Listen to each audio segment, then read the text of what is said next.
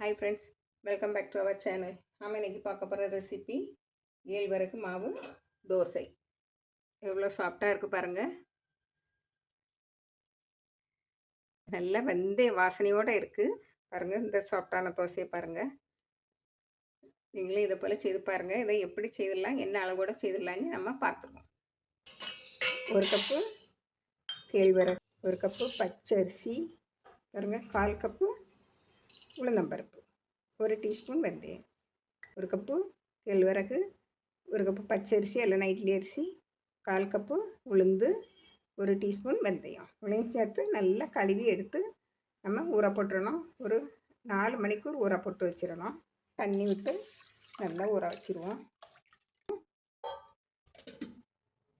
மூடி வச்சுருவோம். ஊறப்பட்டு 4 மணிக்கூர் ஆச்சு. நல்லா ஊறியிருக்கு எல்லாம். நம்ம இப்போ இதை மிக்ஸி ஜாரில் மாற்றி அரைச்சி எடுத்துருவோம். அதே தண்ணி விட்டு கொஞ்சமாக அரைச்சி எடுக்கணும். வந்துடுறேன். அங்கே நம்ம அரைச்சதை விட்டுருவோம். எல்லாம் அரைச்சாச்சு. அளவு உப்பு போட்டுருங்க. உப்பு போட்டு கரைச்சி வச்சுருவோம். நல்லா கரைச்சி வச்சுருங்க.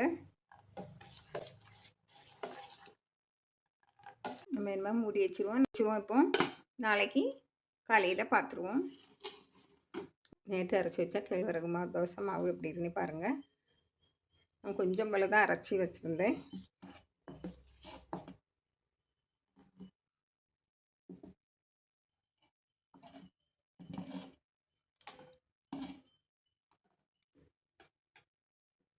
அங்கே கொஞ்சம் கெட்டியாக தான் இருக்குது.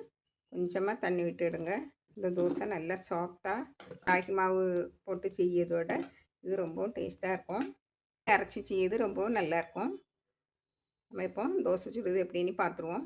நல்லா சாஃப்ட் தோசை விடுங்க.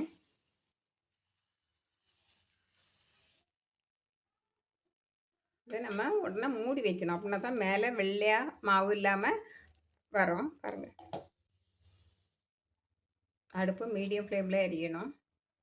நம்ம எடுத்துருவோம். உங்களுக்கு இப்படி சாப்பிட பிடிக்கலன்னா மாற்றி போட்டு எடுத்துக்கலாம். பாருங்கள், நல்லா சாஃப்டாக இருக்குது. இதை மாற்றி போட்டோம் இப்படி செய்துக்கலாம். ஆனால் நல்லா வெந்தாச்சு. நீங்கள் மாற்றி போட்டணுன்னு தேவையில்லை. நான் எடுத்துகிறேன். பாருங்கள், அடுத்தது முறை தோசை நான் மூடி வச்சிடணும். அப்படின்னா தான் செம்மையாக இருக்கும். பாருங்கள், இதையும் மூடி வச்சா தான் நம்மளுக்கு அந்த மாவு இணங்க இல்லாமல் இருக்கும். இந்த மாவு கலரில் இருக்கோன்னா அந்த மூடியை எடுத்துடணும். எடுத்துக்கிட்டு நம்மளுக்கு கொஞ்சம் எண்ணெய் விடணும்னா எண்ணெய் விட்டு இங்கே முருகலாக சுட்டு எடுக்கணும்.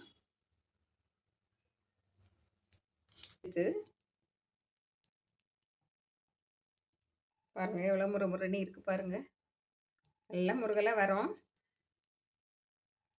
பாருங்கள், நல்ல முருகலாக வந்திருக்கு பாருங்கள்.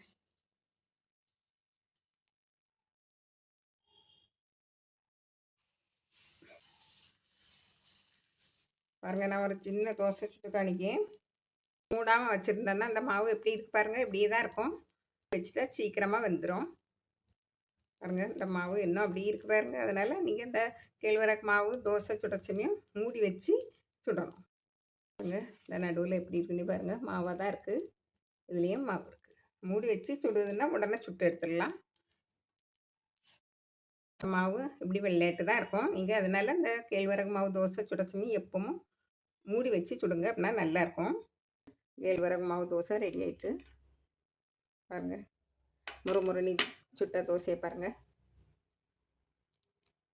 எவ்வளோ சாஃப்ட், எவ்வளோ இதாக இருக்குது பாருங்கள். முறுமுறுனி சாஃப்ட் தோசை.